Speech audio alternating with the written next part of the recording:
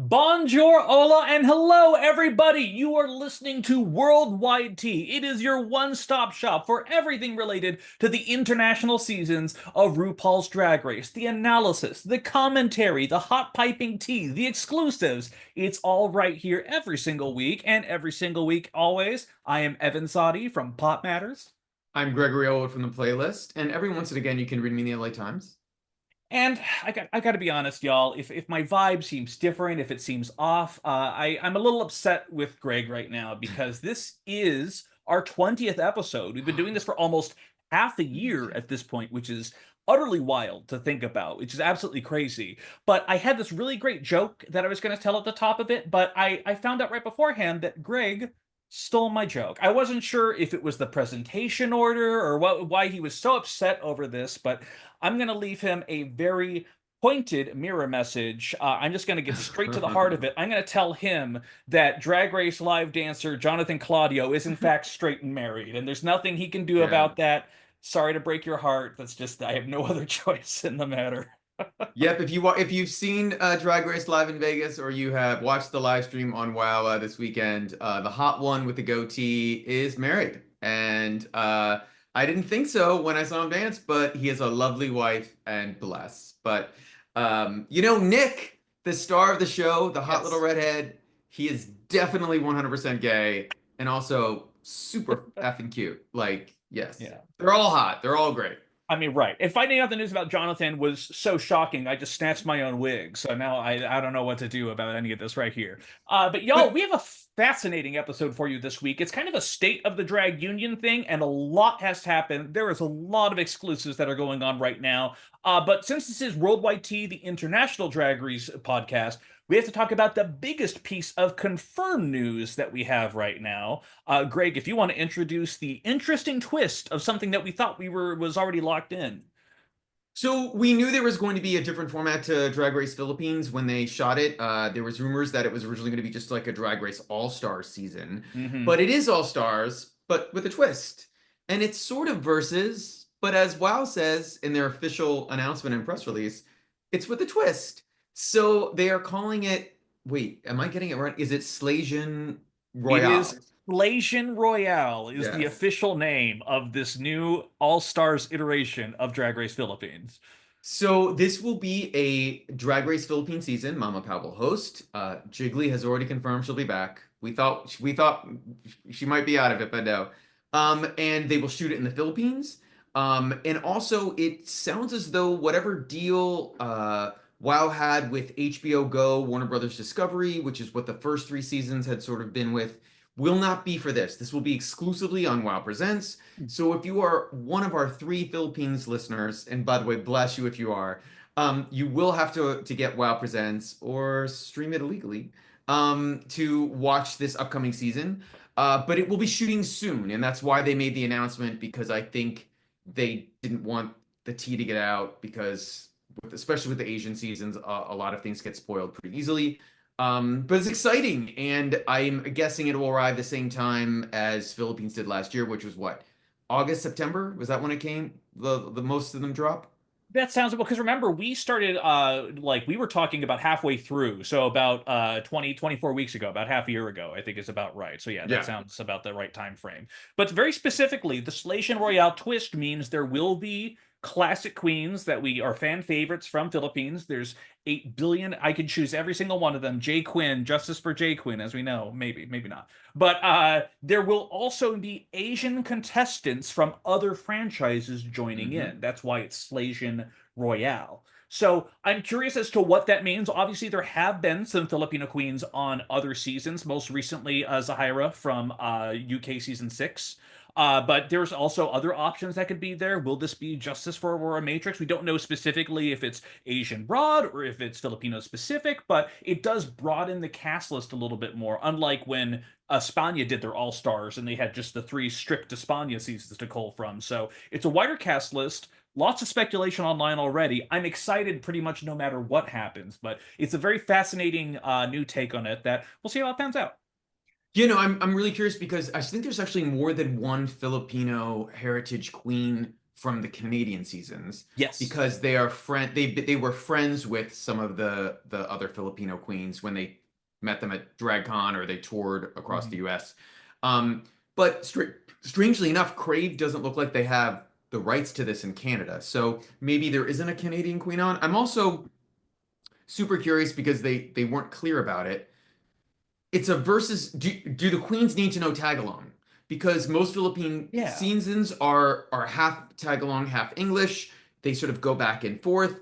And some of the queens who are on Philippines, who would be on All Stars, don't speak English as well as some of the other ones.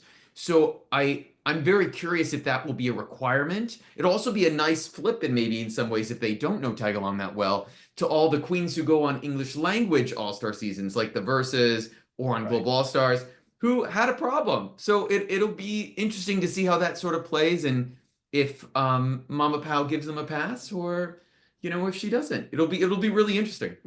Right. What's John Santos going to say about all this when all is said and done? I was looking up a list of queens of Filipino descent who competed on other Drag Race seasons, and I have to Yep. send a screenshot to Greg because there's one of a frequent guest judge on Philippines, John Santos, looking absolutely psychotic on the Drag Race wiki site. It's incredible.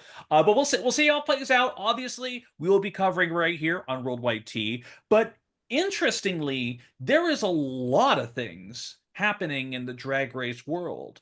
And before we talk about my conversations with the heads of World of Wonder, we should also just remind everyone that a Drag Race España season is already filmed. That Drag Race UK 8 or 7? Eight? Which So it one would is be it? we just finished six. Would be seven. Would be the one that. 7. Drag Race 7 and Drag Race versus the World season 3 has already shot. And Canada is shooting as we speak. Yes. And France All Stars has completed filming, but they are doing a live finale, and that will sort of tie into it sort of same time this summer. So the only ones that were really up in the air is Mexico, Thailand, and whether any of the remaining Paramount franchises would return. So What? for those other, oh, and also Brazil, they just shot Brazil. So we're up to 8. We have 8 seasons that are incoming over the next 12 months, Yeah. not counting American All Stars, which will be a thing that will make people freak when they Ha- find out the format. has If that they don't finished know it filming already. yet? Has that finished filming yet? Do we know? No, it hasn't. But I will say, I don't really care. I'm gonna spoil it. I will say, if anyone who was very disappointed with what just happened on the latest episode of RuPaul's Drag Race, um, I would say, or no, was it this week? Wait, yeah, it was this week. I went up to the head of Paramount Publicity on this trip I was just at that we're about to talk about, and I said that at the end, since everyone pretty much knows it anyway, they should have just had a title card like at the end of James Bond movie saying Lydia B. Collins will return. So sorry, spoilers. Lydia B. Collins is on the next All Stars.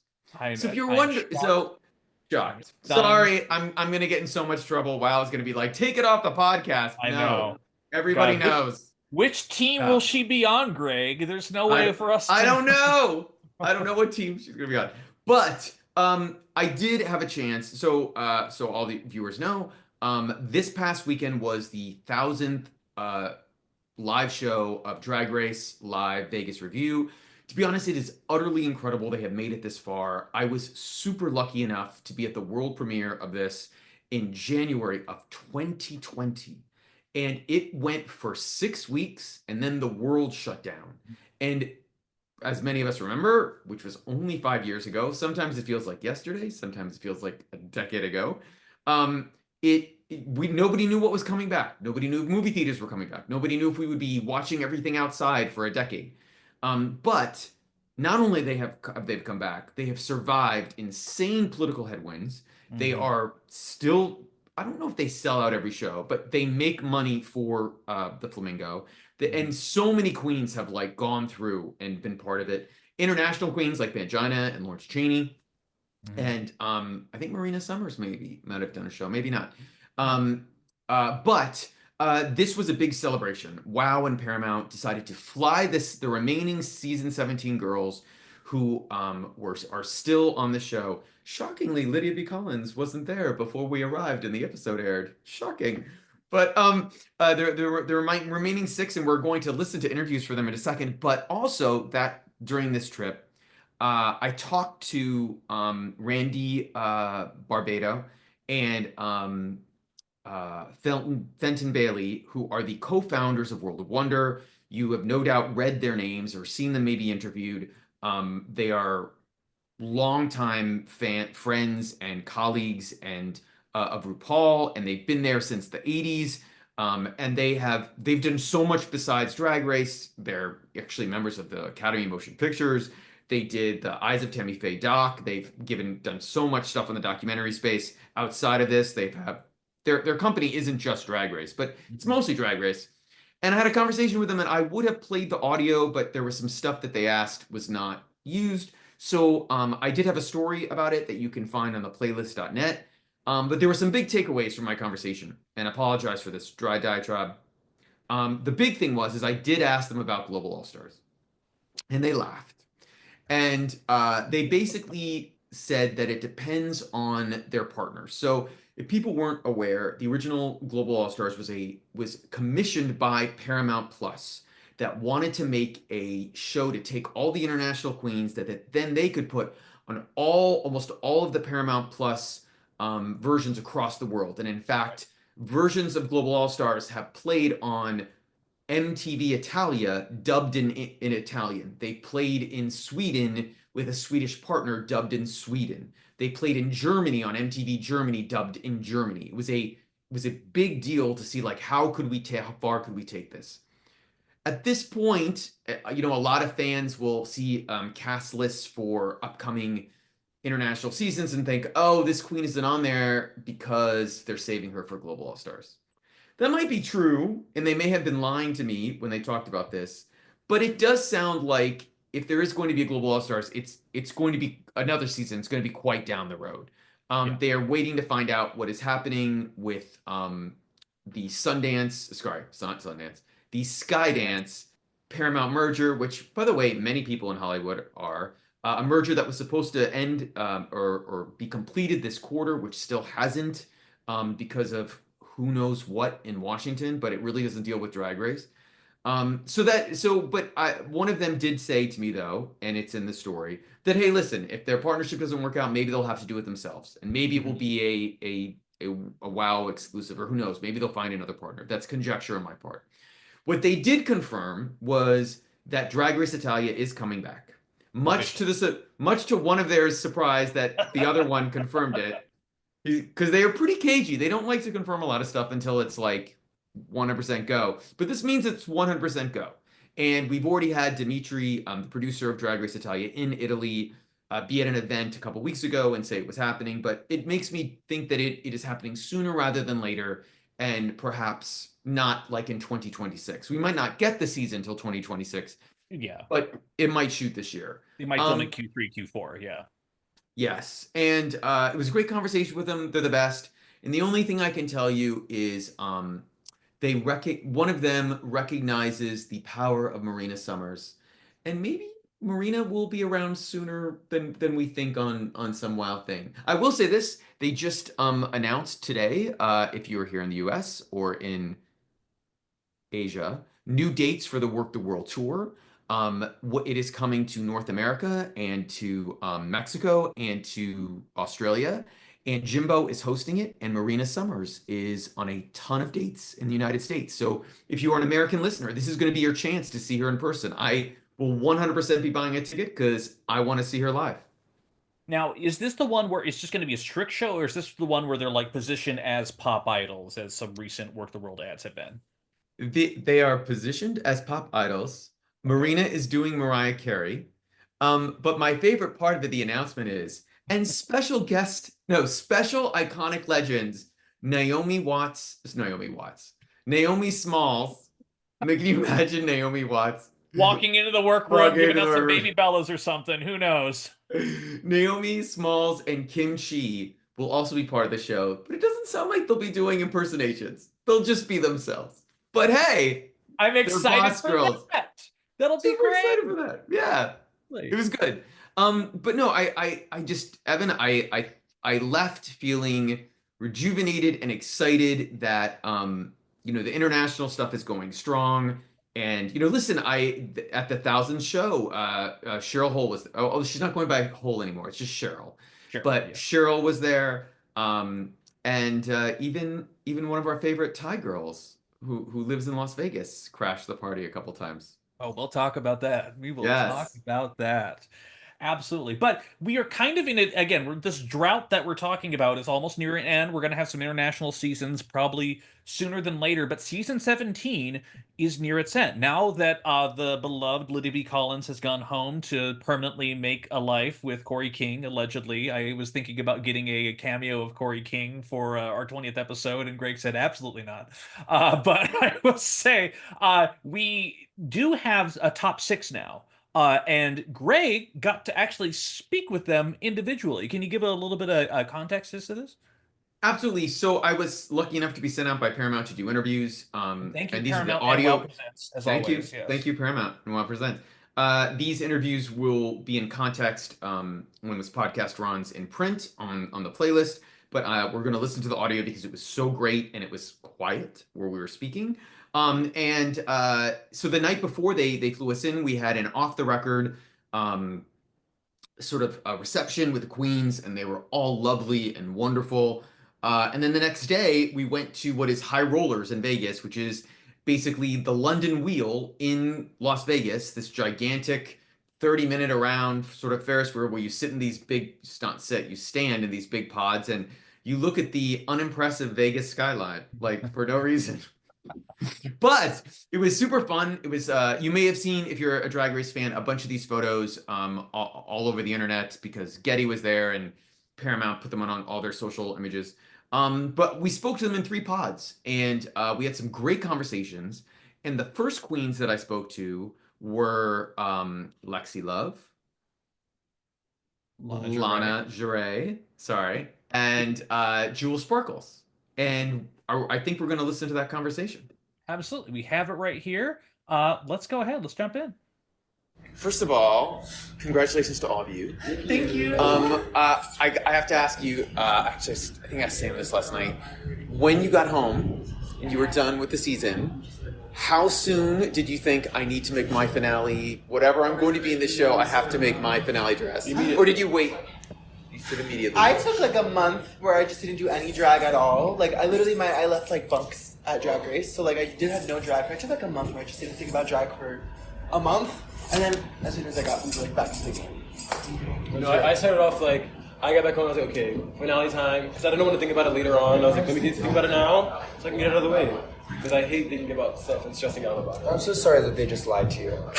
Because we all thought about that the second we got the call for the show. We were like, you know what? I'm going to wait for the finale. And they'd be like, okay, but we got to wait for the runways. And I was like, oh, yeah, okay. But I think that we all immediately was like, oh my gosh, how am I going to do the last moment? Yeah. And it's trickled in since then. Yeah. I think the same, probably about a month, you give yourself to get readjusted. Yeah. But baby, we were thinking about that from day one. Before you even anything, I guess. Right. Honestly, you always haven't thought of it. Yeah. You always think about it. Every time like you the see moment. them step out the top 4, I'm like, oh, I would wear that, I wouldn't wear that, I would have done that differently.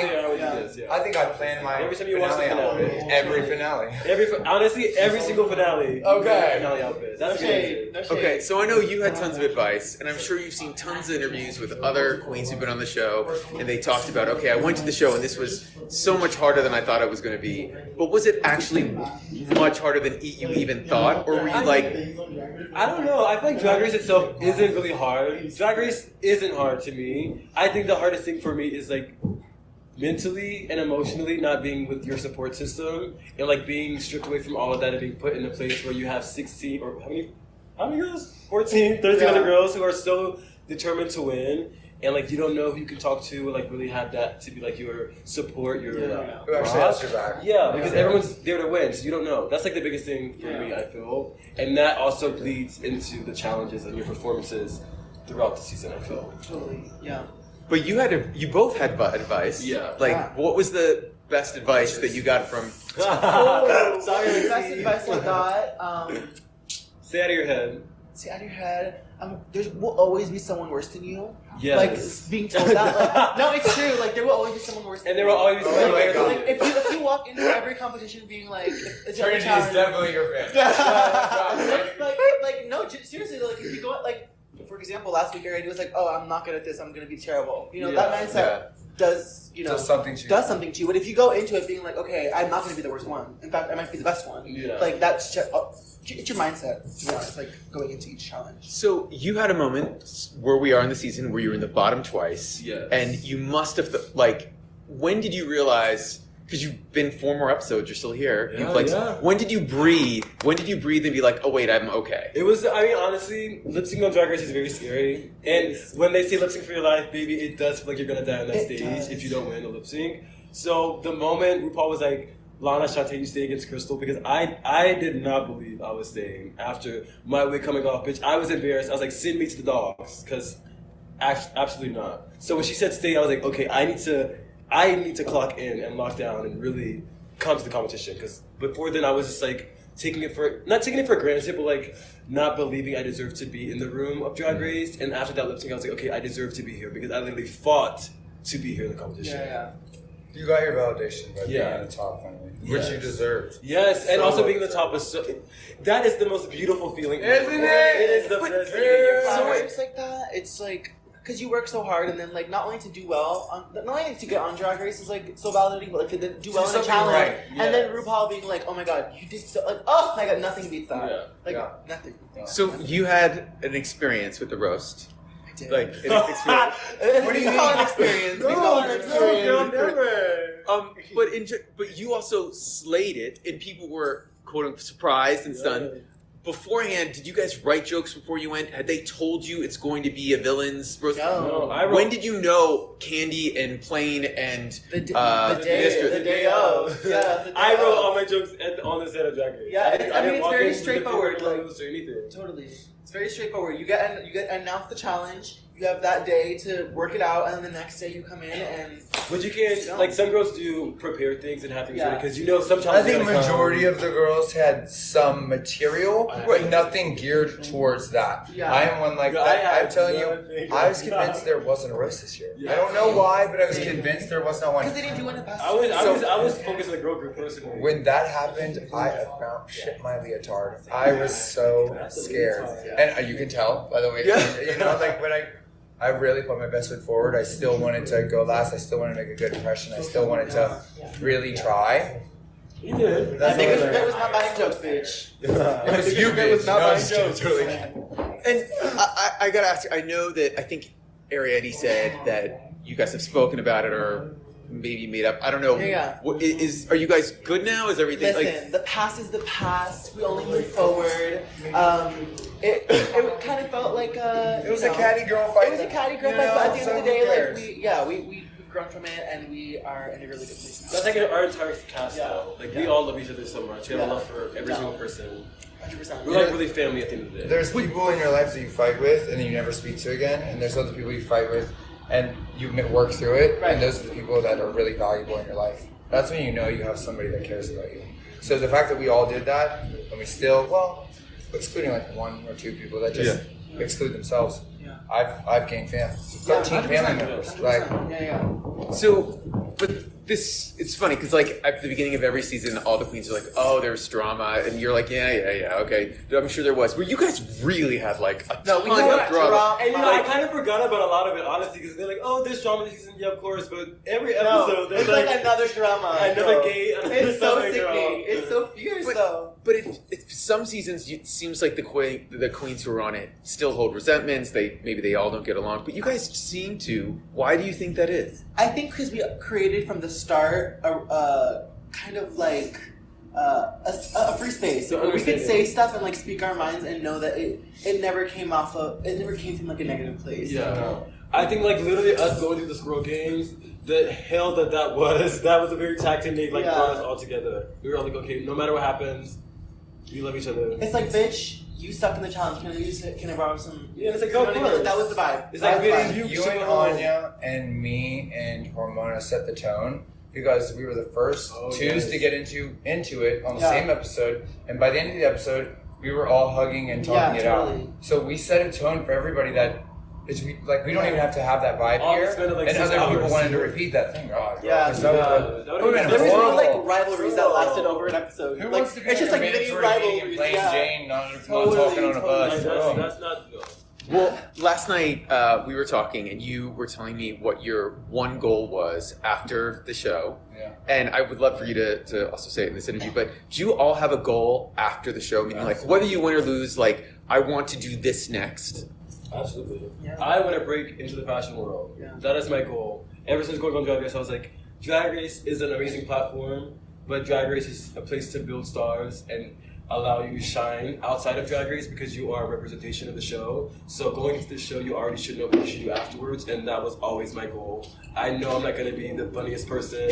I know I'm not going to be a celebrity impersonator. That's not me. I came to be a fashion model girl, and maybe that's what I did. Yeah. And did. And that's hopefully what I do, and will manifesting fingers crossed. But it is like your audition went wonderfully. We all got to witness it. Like for the world, for the fashion world, you did an amazing job. And speaking of that, one of your goals is you want to. Specifically, my goal is to be in the Victoria's Secret fashion show as a trans model. Yeah. I want to do a major campaign for a luxury brand in Europe, and I want to turn that into an acting career. I want to be Alex Kasani and Hunter Schiffer it, and really just see how far I can push the trans agenda in the real world. Like, let's keep it going. Like, that's incredible. Lexi Love for president. Yeah! Hello. Hold up, baby. Okay, all right. I'll just strap him back and hide my hair and act like a boyfriend. He's Saul Gilbert. I can do it. What is your big goal? So it's interesting because walking on Drag Race, I thought I was gonna be very similar. I was like, I want to do all the fashion stuff, but like after seeing myself on the show, like I feel like I can do more. I feel like I can be just like what Lexi said. Acting. I would love to do more reality TV. Like I feel like I was putting myself in a box, and then watching myself on the show, I'm like, wait, I can do so much more than I ever could have imagined. Honestly, so. You're not. None of us are just drag I queens. think Like, we all entertainers. jacked ourselves. No, 100%. Yeah. So I have one last question because I'm running out of time. So I have a podcast, or I co-host a podcast where we actually talk about the international drag race season because not very many people do. So my question is, if you watch any of them, what is your favorite one? Or if you don't have to say. Oh, of course. Oh, I watch a lot of them. I love the UK seasons. UK The really UK good. seasons are so excellent. UK 2 was one of my favorites of all time. Yes. I love the So Philippines. good. Drag Race Philippines. Oh my god, they're so beautiful. Drag Race Philippines. It cracks me baby. up. I will say, like a lot of just like the phrasing that they use, like it excites me a little bit that they have all of these funny, goofy ways to say things that we say, funny, goofy things. Yeah. That makes it very endearing to my heart. Yeah. But UK, the seasons before there was money. When money wasn't involved, bitch, these queens did not care. They would just jab each other with a knife and just have fun It with was it. so fun to That watch. was inspiring. And France. Nikki Doll is doing an amazing job. She is. An amazing job as a host. On Somebody tell Valentina. Oh! So I have to say, I was really happy that they actually watched the international seasons. I think Lana and Lexi watched them more than Jules, but even Jules has clearly watched a lot of the UK, which is freaking awesome. Yeah. But they're great. And what was your takeaway from just hearing their comments, Evan? I mean, I do think that, they're all welcome onto the pod. As we know, the winner's row runs through Worldwide Tea. That makes no mistake. But I do love, it truly is, and I hate to be that guy because, we've seen the discourse, we've seen the narrative. Now that Arietti is no longer on the show, there is, I don't want to say it's the Kumbaya sisters all over again, but there's such a professional vibe towards it because, one of the things is that, one of the things that Greg told me is that when Randy and Fenton were talking about the season, they felt like they knew they had maybe something a little bit with this season. Like they knew like Untucked was going to be a little bit more unhinged because girls just how would you describe their conversation? They just didn't care as much about what their reception would be in the real world. Yeah, I think part of it is we had so many seasons where the queens were super concerned about what their public perception would be. And maybe there'd be one queen out of the whole bunch, like a Candy Muse or a Tamisha. Well, that was the same season, but like, I'm trying to think but, that kind of thing. But like, I'm trying to think of like season 12, like who on season 12 was like not, but that was pre-pandemic. I felt like right after. No, season 12 was Britta. We had that, yeah. Well, but I feel bad for Britta. I think that was a lot of the edit, and like she's not really that way in real life. All her friends will tell you. But also, like Diabetti, who seems Mhm. tame now. Now she Oh my just seems God. snarky. But, there was always one. And then, last season, everything that happened, I think, with Plain Jane and Q just told these queens, oh, wait, you can do this and still be popular and liked and like get Yes. tons and tons of followers the hardcore fans will still like you and respect you. And that might be, an outlier. We'll see. I don't know how. I mean, you tell me. How did you think Arietti handled herself, sort of in that whole situation in that episode? So not well. I mean, we've seen our whole sense of international blowups over the Hmm. while, but the overwhelming consensus that I'm seeing online, and there are some Area 80 defenders. Let's make no joke about that. But the overwhelming thing is that if you're going to talk about something that happened off camera, on camera, and do something that big, the apology should be of equal measure. And a lot of people have said that even though there's been some comments online of just like, I've already spoken to Anya, we're good, or getting on Instagram Live and saying that what my relationships are my relationships. Y'all don't need to worry about that. It's like, well, you do understand that this is this fandom, right? People are going to get Mm. very upset and make incredibly biased opinions about you. So honestly, these kind of public statements go a long way. And a lot of people are also very upset too that this is not a 21-year-old, 19-year-old scaredy cat queen that's learning their way around the world. This is someone who is much older too, who should know better. So Arietta's 28 years old. Like, she's an right, adult. Like, yeah, she's experienced the world. Like, that was my takeaway from it. It's like, oh, come on, you're smarter than this. Like, she exactly. just got in her feelings and it went overboard. And listen, we've seen people with bad edits come around again, most specifically Raja O'Hara. I did not like her on season 11, and my God, she's turned around into truly one of my favorite queens to ever win the show. Like, it's just so I'm not saying that this is a death knell or anything else like that, but especially in hearing this conversation and sneak preview of the one that we're about to have with the other remaining top six girls, is that I think it's not even the plain Jane effect. I also think it's kind of the Trixie Mattel effect too, because I think at this point all the girls know that Drag Race is one step. I think for a lot of drag Mm. queens, Drag Race was previously the end all and be all, where it's just like, hope for all Yeah. stars. That's if I didn't win, at least I have that for me, and then I can book my bars and do much. But that's not the case anymore. Now every queen is their own multimedia empire. Who would have ever thought that Metamorphosis would be one of the hottest names out there in the internet space because they've truly weaponized what they do well. And you even see that with some of the international queens as well. It was Greg who actually showed me Marina Summers had an exhibit at a art Mm. gallery showcasing her drag that she had across her 2 seasons. Like, that's pretty incredible that they're just branching out further and further away from it. Drag Race is not the stop. Now it's just a step. And that's a big deal. So I think that's pretty cool. And I think these girls, hearing them being so cool about it, I mean, yeah, they all want to win. I also don't think that now that they're in top six, I don't think they care as much because I think they all know that opportunities are waiting for them almost irregardless.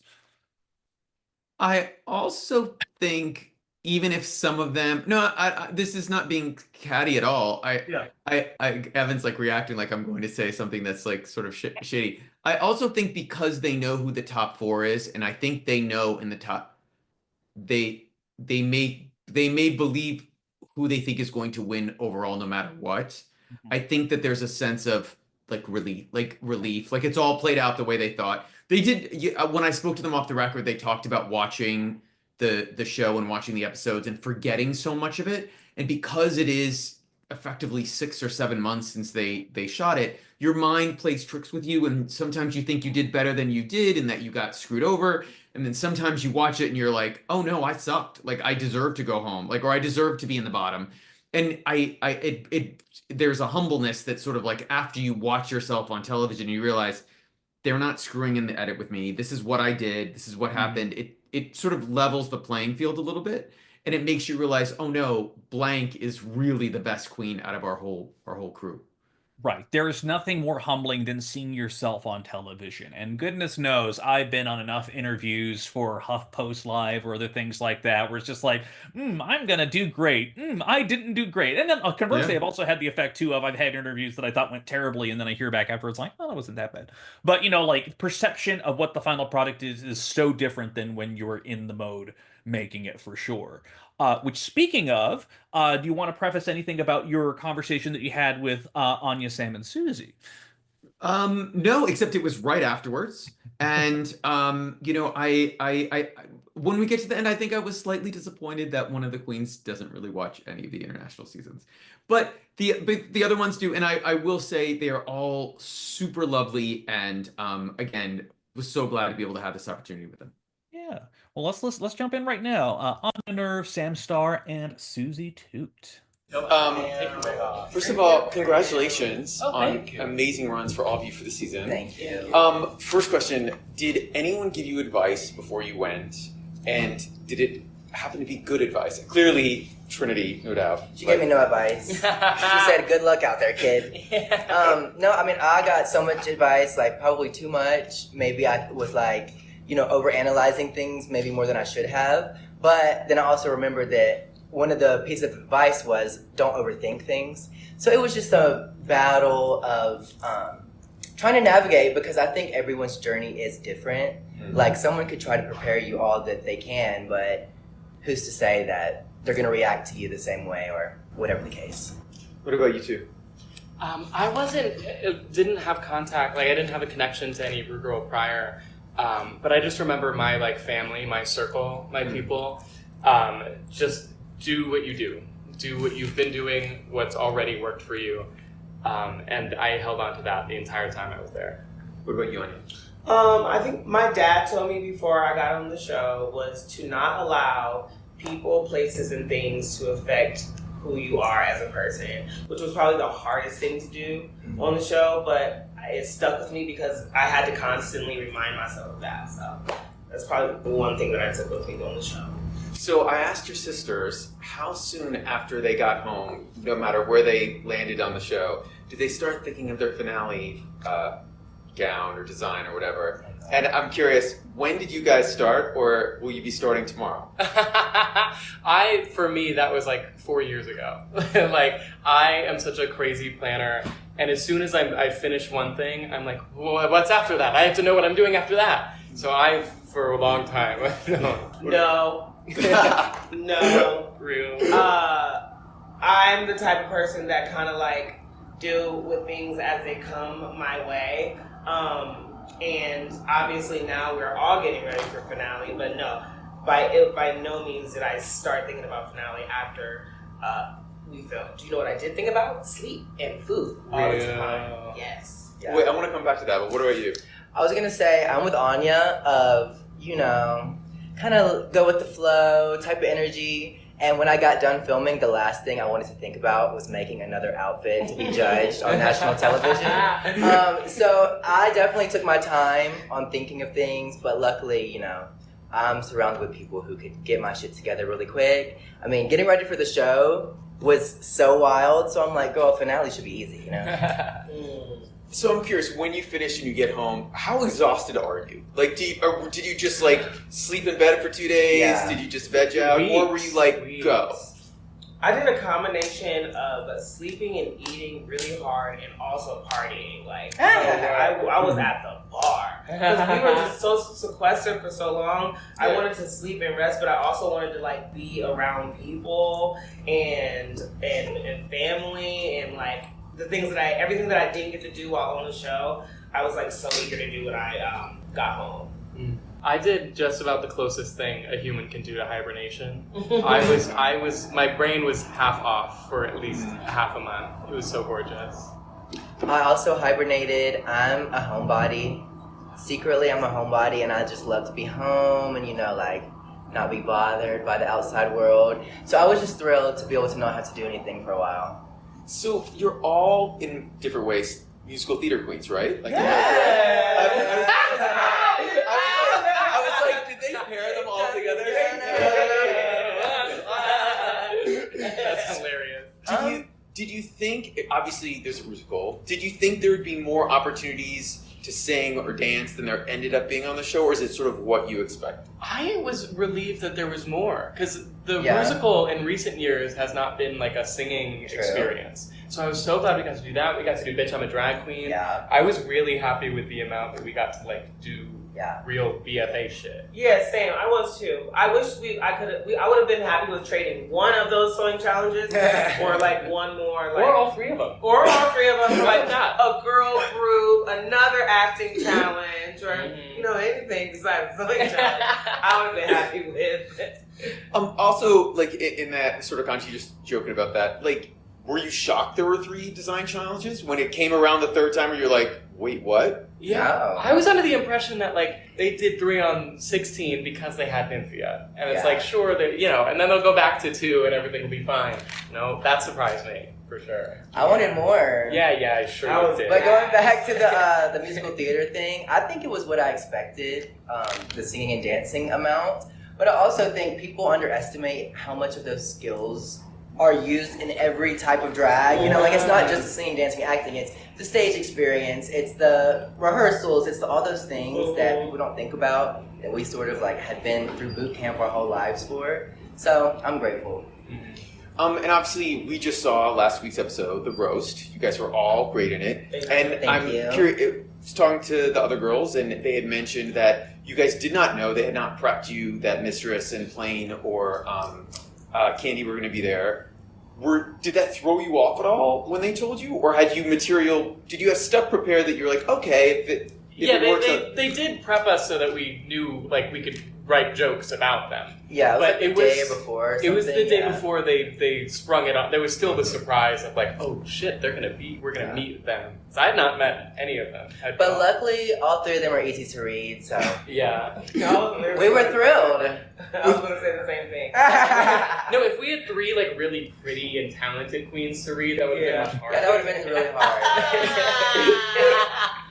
Was that a challenge you guys were looking forward to? Because I know some queens will often say the roast is what I was most scared of.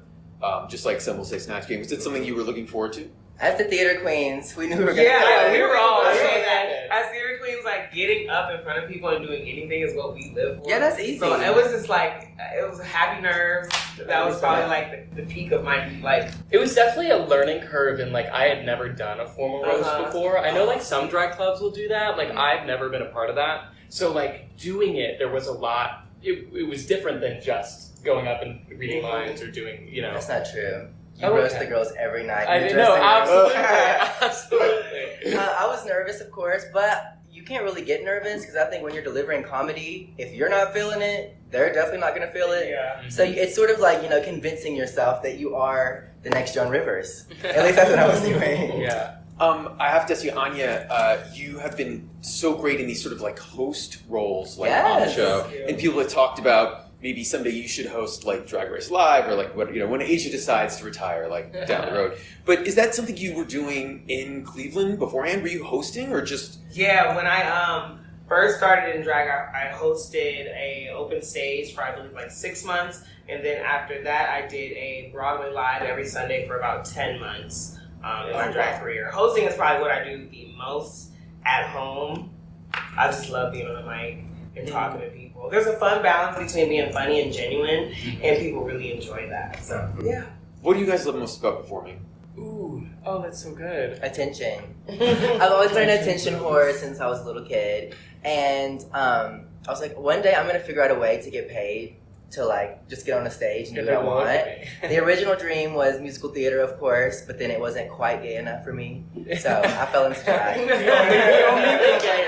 The only thing gayer, yeah, would be drag. My favorite thing about performing is the like exchange of energy. Yeah. When you're in it, when you're doing a number that fucking kills, and you can feel that everybody in the room is paying attention and is in a moment together.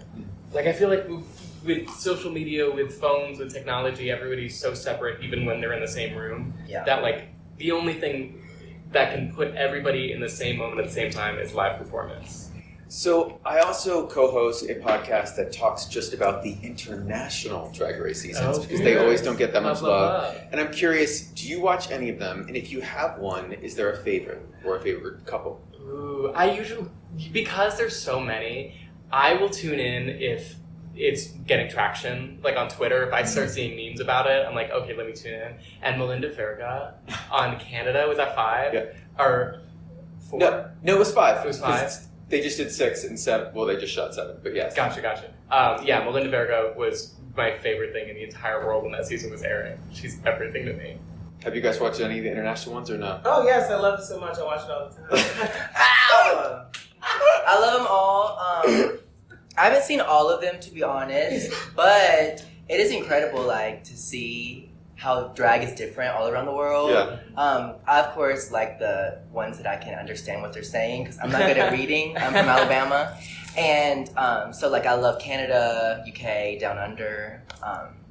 Yeah. That's good. And getting to meet all of them at DragCon UK. Yeah, they were all so so lovely. sick. Yeah, so nice. Awesome so much. Thank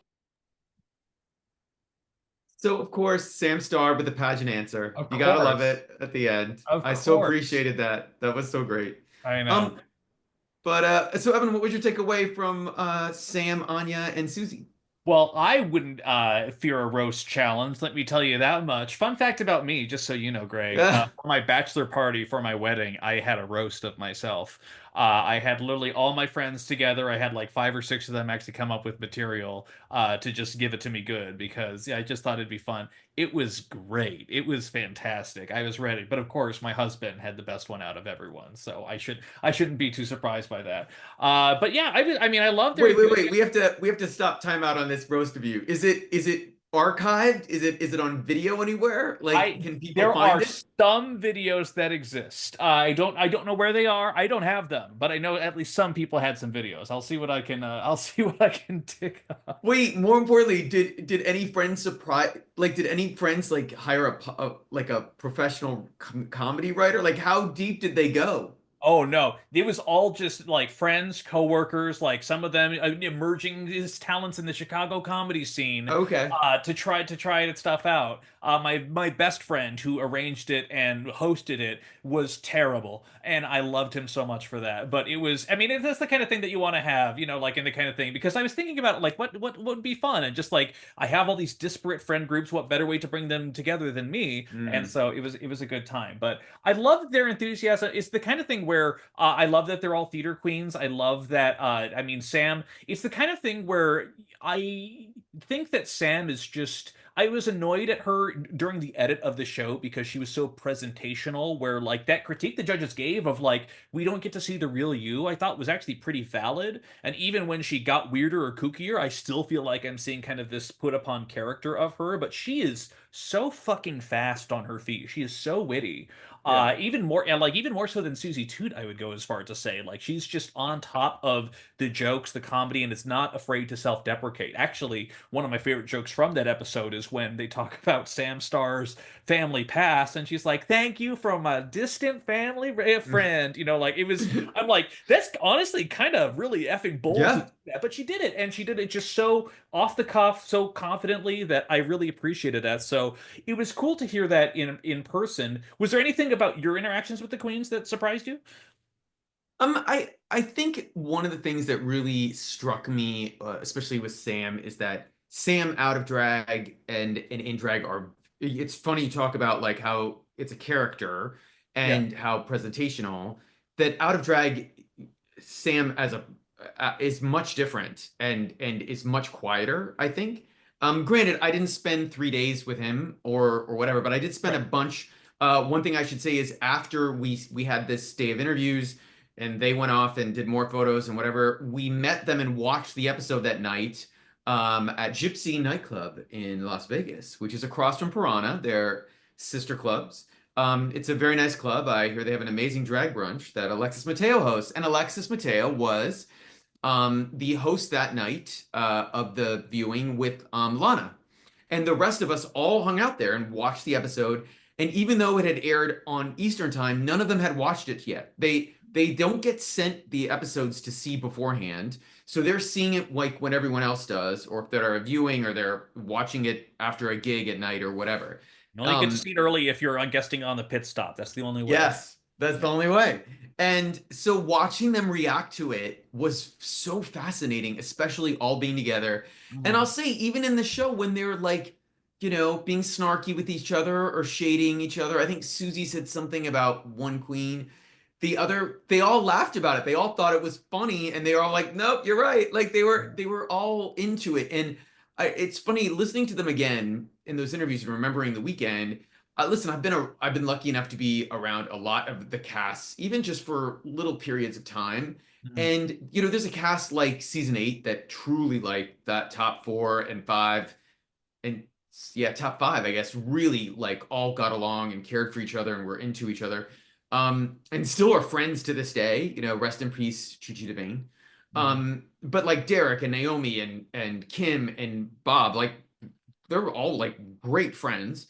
And you get this like, oh, these friendships will last. And I've been around other casts where I was like, oh no, you guys really don't have that much in common. And I don't know, I'm sure you'll still be on like chains and stuff. But even like, I think even Sasha Colby did an interview recently, and she only is really messaging like she's only talking like 2 or 3 of her other co-stars, and like she won the season and they love her, but she doesn't have anything in common with the rest of them. Like it is what it is. And I think it's it's funny, the Traitors cast just ended, and they were talking about, because it's been 8 months since they shot, and how many of them talked to each other during the off season. And they were all really honest because they don't care, because they're not worried about getting on All Stars. And they're like, oh, blank and blank. And like, that's it. And you spent 5 weeks with all these other people and whatever, it's a job. So I took away that they actually are somewhat close. And some of them are closer than others. But they do care for each other. And even though they know who they think is going to win, it's pretty obvious when I hung out with them, they think they know who's going to win or who could win. They're all rooting for each other. They all want each other to do well, which is refreshing. And if there's one good thing about them being so young, it's that. Oh, one other thing I will have to say, which was sort of off the record, but I don't think she'll mind me saying it, is I did ask Lexi Love, were there more times that they referred to her as auntie or grandma while she was making the show? And she's like, oh, yes. And she's like, even to this day. And I was like, what? Like, and she's like, I know. Like, she's like, it's so wild. And also in person, stunning, incredible skin, like looks gorgeous, like with almost no makeup, like just, and you're like, she looks 25 and you're calling her grandma. Like, it's bizarre. Yeah. I mean, it's still it's the kind of thing where them having that close a bond makes me think that if there is an all-star situation, some of them might be on it together a little bit more closely, because I know they tend to do that with existing relationships, or sometimes rivalries are on there. But also, as a lot of people pointed out too, briefly going back onto the Untuck thing, this is also the first time where there's been a couple episodes. I think a lot of people said we want old Untucked back, where they're drunker and the guest judges aren't showing by. Well, this season, there's been some Untucked episodes where the guest judges just don't show up. They don't come back there with a plate of cookies or advice or whatever. And it's actually like there are actively Thank listening. God. Yeah, exactly. When we mention, hey, stop saying auntie grandma so much, apparently it still happened, but to the editor's credit, it is no longer in the rest of the edit for the season. So, I'll take some credit. I'll be honest, if I had 20 more minutes, it was one of my questions and listen, I didn't even get to ask Randy and Fenton where LA DragCon is. Like, I'm like, how did I forget to ask? Like, is that not happening? They haven't even announced London for next year. Like, I don't know what's going on. I don't know if they're taking a year off. They tend not to like set things up. Like, anyway, I don't understand what's going on with that. But that was one of my questions for them. Is like, how had you planned this? And they didn't. Again, this was all organic, and it just happened the way it was. And they're very grateful, and I think they're hoping that the new cast that comes in will hopefully, go down that road as well. Exactly. Listen, we don't have any more MTV movie or video awards. We don't have any more South by Southwest Music Festival. At least give us our DragCon. I think that's a very reasonable ask. Wait, is South by South? I thought there were still music acts happening at South by Southwest. So this year they said for the 2026 iteration they are going to cut back heavily on the music portion, because apparently it's now movies and tech is the focus on there. At their peak, they used to have 2,000 bands playing South by Southwest. This last year, they had barely over 1,000. And they also felt like ticket sales and overall traffic for hotels and things have dropped off considerably after the tech and movie portion is done. So they're just gutting it. I remember it used to be. Granted, it's the one festival I never go to because it's always the weekend of the Oscars, the weekend after, and I'm always like, nope, I'm not doing anything. But I always heard it got more crowded during the music fest. That is wild. Yeah, I think that's been a change in the recent years, and maybe that's even like a post-COVID thing, but they just Yeah. don't think that there's as much viability to it, which is why when we have DragCon UK happen or things like that, it's the one of the things where we don't take it for granted. And it's also the kind of thing where not to be too much of this thing, but I think we're all feeling it. It's very easy to doom scroll these days. We definitely doom scroll during another presidency, but it is reassuring that WoW is still plowing forward with as many of these things that they are. And creating new things too. Drag Race South Africa, obviously, we're going to be excited about later this year. So there's a lot of good things, and I love that the queens are engaged and active on that front too, which is fantastic. But that leads us to another thing, which is it wasn't just that you were there for the 1000th Drag Race Live. It was also, I guess, it was a live stream of that performance. It was on WoW. You could watch it. I want to go back and see if they've archived it. I bet they haven't for music purposes. Because I was actually shocked in the show now how like they have songs from Wicked. Like Ginger does this musical thing to Popular, and she's not singing Popular, she's like lip syncing it. Which is like, and I think it's from the Broadway one, or maybe it's a new recording. I'm not 100% sure, but pricey. But I was going to say they had Derek Barry and Canada versus the World Season 2 contestant and one of the greatest drag queens who've ever lived, Kennedy Davenport, doing play-by-play of it. And I was like, I didn't get to watch it. I was in the theater. I was there. So I don't know if they were like talking over the performance, or maybe they were there's moments where there's dance breaks and stuff. So maybe they were talking then. But no, they spent money. They like did a whole thing. And also, by the way, and speaking of more content, I should say Randy and Fenton were really talking up Slaycation 2, which has a bunch of international queens on it, including our favorite Tessa Testicle. And Xana. And Xana, who I totally forgot about until I was like, who's Xana? I was like, didn't I message that to you? I was like, who's Xana? Yes, you did. I was like, who is it? And I totally forgot about her. But also, this show, it's just a thing. But also Drag Race Live Untucked is coming back. They shot another season this past summer, and that will also come out this summer. So there's tons of content coming. And the one other thing I should say about my conversation with them is they are very bullish. Their business sounds like it's doing well. It sounds like the interest is still there. And they made a point of saying it doesn't matter if you come from a red state or a blue state, that you come to Vegas and this is a show and you want to see it, and people still love drag. And I will say, as horrifying as it is because they're voting against their own interests, there is something called Our Palace in Miami, and it's where Morphine was her home bar, but it's not really a gay bar. It has it's a drag brunch bar, and then some nights is gay, and it's where Athena Dion, who is from Drag Mother, and a bunch of other great queens are, and it's mostly straight people. It's like their drag brunch is mostly straight women. It's not a lot of gays. That's what I've heard from people in Miami. And let me tell you, if you look at how people voted in Florida and Miami, they weren't voting for Kamala. So it's a weird disconnect. But I do think that at some point, that fear of it going away will sort of subside. But everything else they're doing is horrible. But that's a whole other podcast, and we should be talking about happier things. Exactly. I remember very specifically there was a classic Pat Oswalt routine talking about how red state, blue state doesn't matter. Everyone wants to see Cirque du Soleil.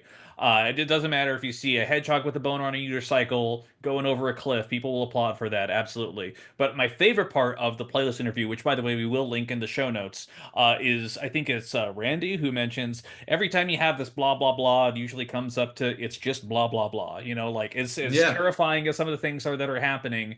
We've been through this cycle many times before, and as much as it's, there's some things might seem permanent here, we have survived, will survive, and at the very least, when you are exhausted from doom scrolling, there's gonna be some great drag content there. So that's always something to look forward to. Listen, Evan, all I want is that when they send us to the camps, can we still access WoW Presents Plus? Can we still see the international seasons and all our friends in freedom, not living in an authoritarian state? That's just all I want to care about. That's all I care about. The small simple pleasures. Small things, yeah. But actually, it's a fun fact to tie this a little bit into our international seasons. When Greg went to one of the after shows there was actually some international queens that showed up.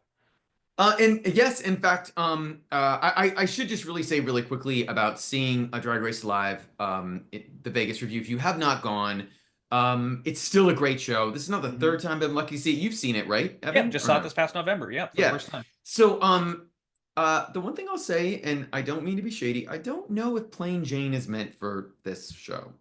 Her energy was the only one that seemed off. I think she needs a more unfiltered environment, like even in a stage show. I think she needs something that's less structured. And as you know, seeing this is super structured. It's like, it's almost a musical, but like they're not really singing, they're lip syncing. Yeah. Was Asia still hosting? So no, Asia's taking a backseat and Ginger is hosting now. Yes. But I do expect that they will, sort of flip and go back and forth, like as it is, as time goes by. And also Morphine will not be there very long because Morphine is committed to the Work the World tour. She's going to be on that for months on end as well. And so will Jada Hall. So this is your chance to see Jada Essence Hall there right now. It's your chance to see Morphine. Derek Barry is not there right now because she's doing Work the World and she hasn't done that in forever.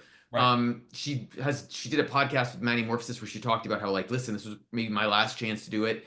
And the Vegas show will always be there. And I will say the show does miss Derek.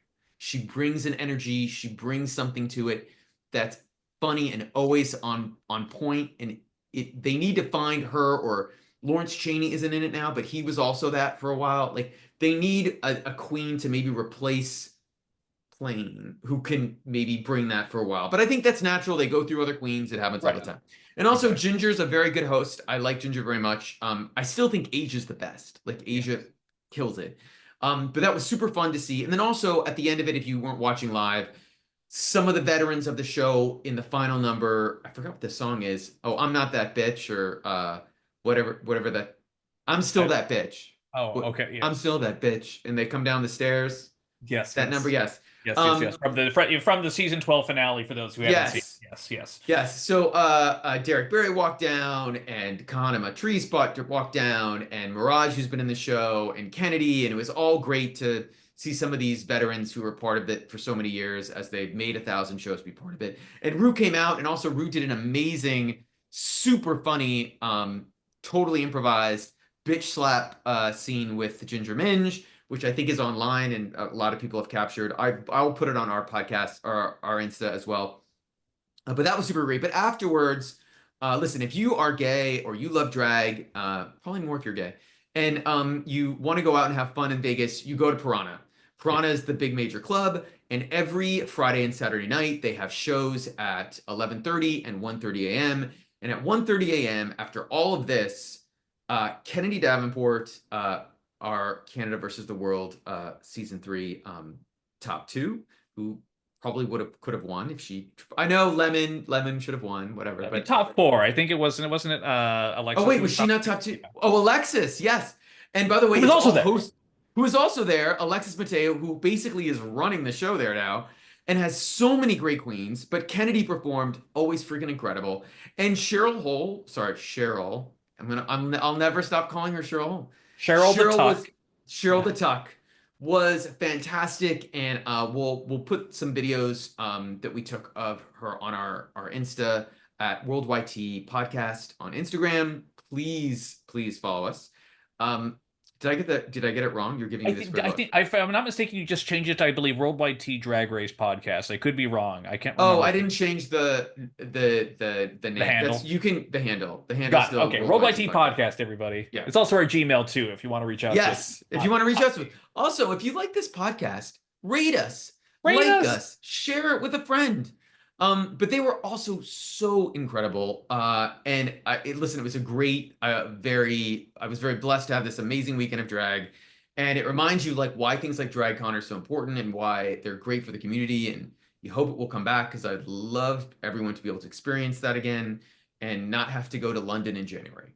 So that's sort of where we are. But I will say this, Evan, I do think we will have a new episode very soon. I think one of these upcoming seasons we'll be having a Meet the Queens sooner rather than later, and we'll have a lot to talk about, and things will really ramp up super quick. strap in, everybody. It's gonna be a wild one. I think what was at our peak that we had? It was like back in October. I think it was 5 seasons. 5. Currently, yeah. We might break the record. Who knows? We'll see. We'll see what goes down. But most importantly, we like to end every episode by shouting out a Queen of the Week. And because this episode is basically me living vicariously through Greg's incredible experience that we had this last weekend, there are some queens that we want to shout out for very different reasons. I thought we could mutually shout the one out because the videos were so incredible, but Greg has got to talk about his pick of the week. And you go on to the Instagram, you have to talk about your pick of the week. I cannot get over it. Well, okay. So you know what? Now I feel bad. So now Evan wanted to pick her first. So you know what, Evan, I wanted you to pick it should pick her. together. No. All right. So we'll pick it together. You know what? Why don't her handle is Queen of the Bus.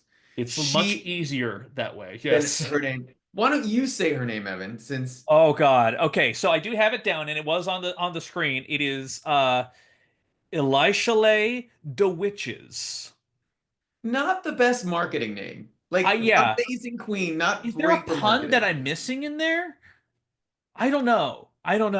But She's it Puerto doesn't really Rican. matter. Yeah. Yes, she's Puerto Rican. And by the way, nothing was worse than having Alexis among a screaming crowd try to say her handle and her name, and I'm like, what? I had to go ask like a bartender, like, what was the name of that queen? Yeah. But this is how good this queen is. She performed after Kennedy. She was the final performer. She's from Puerto Rico now, lives in Vegas. Alexis brought her out there. I heard a rumor from somebody else that she's long been a fan, like, or your favorite queen's drag queen favorite who they've always wanted to get on the show, but I don't know how good her English is. I think that might be part of the issue. She did a number where she got pushed up onto the railing of the second of the balcony in Piranha. Sonique was there. Mirage was there, and they were living. Like, they could not believe what she was doing. And then to end the number, or actually didn't even end the number, like halfway through the number, she flips over the railing, supports herself, and then drops a story into a split. No hesitation, no like pause when she like landed, jumps back up, continues the number, has Alexis give her a bottle of water, throws the bottle of water on herself and on the crowd, then does 5 like side cartwheels in a row into a final like split. Like, it was, I've seen a lot of amazing drag, and this was utterly incredible. So if you have a chance to be in Vegas, don't just go for Drag Race Live. Don't just go for the casinos or to see whoever, or go to EDM or EDC or whatever. Go see her on a Friday or Saturday night, because she's worth the flight of going to Vegas just on her own. It was honestly, it reminded me of that time when at Precinct we saw Cara Jete perform, and it was just like, oh, someone from the Jete family, and then just body the entire audience and crowd like in a way you have not seen before. It was really, really cool. But yes, at Queen of the Bus, as always, we'll put that in the description below. And just for the fun of it, because according to Greg, and we're not going to confirm or say anything here, but apparently she's been hustling quite a bit. Our most robbed queen of Thailand. I'll just take it for my pick, absolutely. And I may have done it before, and I'm going to do it again. One, the only siamphusri, who absolutely deserves another shot, and from the sounds of it, is going to make sure she gets another shot in one way or another, because we don't know if she was there officially or if she just was there, but siamphusri was also part of the weekend extravaganza. I'm trying to think, like, there's always been queens in like LA who like moved to LA and did every single WoW event trying to get back on. Oh, James Mansfield, like, or moved nearby, like went to every single thing, and Sion, and Morgan in many ways did that for a while till she got on All Stars, like, but also lives in the area. But Siam girl, she will not be stopped. She will not, and we love that for her. And hopefully, who knows, we will see her on another season sometime soon. Hey, maybe she might be a future guest of this podcast. Who knows? There's a lot of things, but we've already had 6 incredible top girls already right here. And if you want more exclusives like this and even more things, number one, sign up for the breakdown, the exclusive newsletter from Greg. But also make sure you follow us here on the Instagram and on the Spotify and all the places. Evan, before we go really quickly, we only have a couple episodes left. Who is winning RuPaul's Drag Race season 17? Here's my honest answer on here. My honest answer is that I know the fan support. I know how I feel. It's Onya Nurve to lose. From a production, who's the queen that we want to put out in the world kind of thing, I could see Suzie Toot potentially pulling off a steal. I could see that happening. I don't know. I'm just putting that out there. Who do you think? I think it's Anya or Lexi. That's my guess. That's who I think. I love Lexi, but also I saw a compilation. I think I even sent it to you on TikTok of like the next week on RuPaul's Drag Race. It always shows a cut of Lexi being confused or like potentially in the bottom, and she never actually is. Similarly, there's been a compilation going around of Lana Ja'Rae talking about every time. This is the first time I've ever worn this. I've never worn spikes before. You've never seen me in this silhouette. It's just like, okay, then what do you do? Can you do the thing that you do? It's real. It's been an amazing season, and the fact that they're all laughing about it makes me feel all the better, but just incredible all around. We'll know soon enough. It's almost over. It's almost over, and you'll get the latest updates here. And as always, you know it, the same thing me and Greg say every week. Let your inner light shine through, or whatever Michelle says over there in Canada. Thank you so much for listening, everybody. We really appreciate it. Thanks, guys. Talk to you soon. Goodbye.